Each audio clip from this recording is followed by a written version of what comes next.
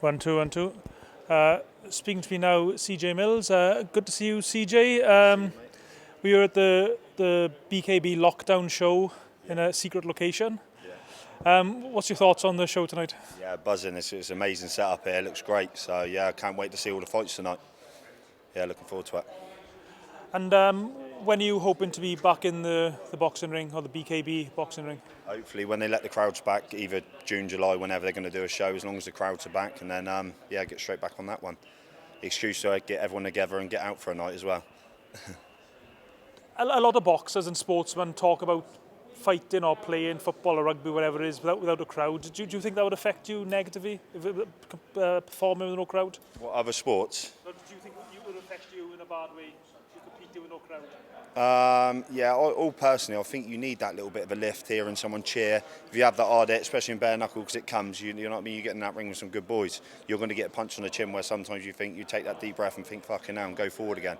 When you've got that drive and someone's cheering up behind you, you don't even pay attention when you're getting smacked in the mouth, unless you're led on the floor. So, yeah, I personally think you need that drive myself, because I work off that. But other people, they like to fight in silence. So, but yeah, personally myself, I'd rather get a crowd behind me all day long and love that noise. And what particular fights are you looking forward to tonight? Mason Shaw, to see how he gets on, obviously. So, because hopefully me and him get out next. So yeah, I'm looking forward to seeing them fight tonight.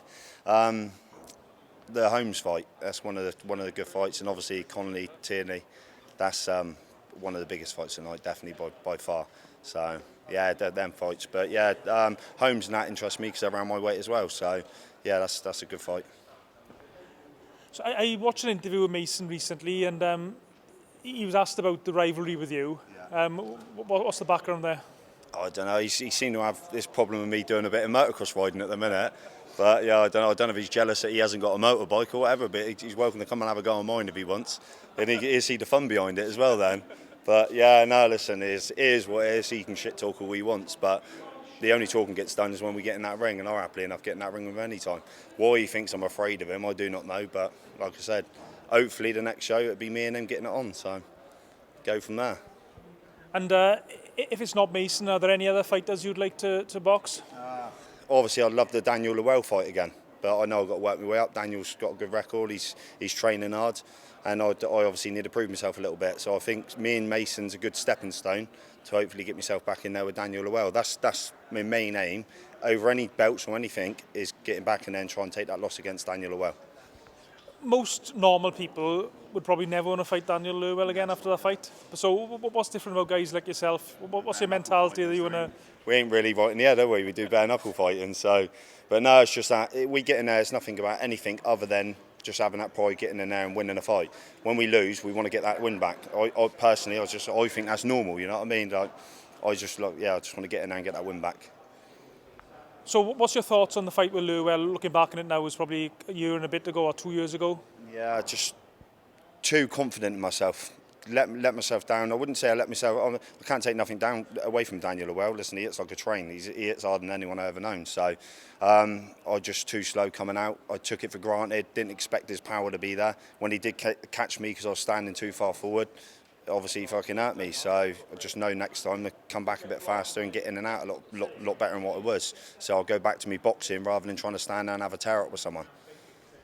And how long will it take you to get in shape for a fight? How long do you need to normally stay? I always tick over. Like, for some reason, Mason Shaw thinks that I'm just sat home riding motorbikes and not doing nothing. But I train all the time. I train a boxing gym anyway. I train other people on the side one-to-one, so I'm constantly in training. When someone says about a fight, give me 8 weeks, hard training, I'm fit as a fiddle. So I'll never make no excuses not being fit enough. But like I say, the Daniel Lewell fight, give me the kick up the ass to make me come back and be a better fighter. So I do believe now, with having that kick up my ass, there ain't going to be no one to beat me at 90 kilos. So what changes have you made with your training and your outlook after the Lerwell fight? Just expecting something to happen, you know what I mean? I used to get in that ring now and think, well, before Daniel Lewell, I used to get in there and think no one can beat me, invincible. But now I know if I stand there, things can happen. So I'm in and out. I just train a lot harder. I'm dedicated, and I put the right time into what I'm doing, basically. Where before I was just doing a few rounds sparring, keeping myself real fit, and I thought fitness was the key, which it is important. but obviously my technical side of things is important as well. So I just work more on that as well, sparring with a lot of pro boxers, getting my speed up, in and out, like I say, and just focus on the right things now. And you mentioned pro boxing. Joshua Fury, who's going to win? Fury all day long. I'm a Fury fan through and through, definitely. I think Joshua, they've bigged him up long enough. They've been selling him as a sponsor. That's all he's ever been, and he's just been a money man. He's been a face. But Fury, when it comes to fighting, listen, there ain't no man like him. He's the fighter, and he's got the art for it. I'm 100% behind him. And Billy Joe Saunders and Canelo, can Billy cause the upset? Obviously, yeah, I reckon it's a good test. It's his biggest test, but I'm behind Billy Joe, obviously, definitely. Is that what you hope is going to happen, or do you think it's going to happen? I hope it's going to happen. Yeah, he's going to get it. Listen, he's boxing better than he's ever boxed, I think. So it's a big, massive step up for him. But yeah, hopefully he can do it. Okay, yeah, CJ, good to see you, mate, and enjoy your night. Take it easy, mate. See you, mate. Thank you.